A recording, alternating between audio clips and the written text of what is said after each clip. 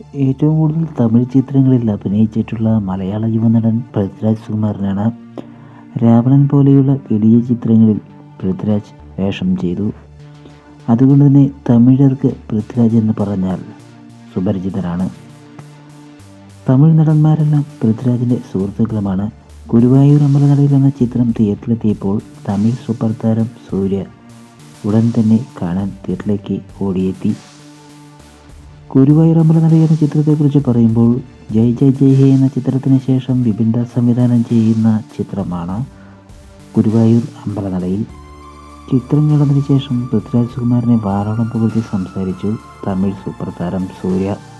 പൃഥ്വിരാജ് ഞാനും തമ്മിൽ വർഷങ്ങൾ നീണ്ട ബന്ധമുണ്ട്. എന്നേക്കാൾ സൗഹൃദം ജോയുമായിട്ടാണ്.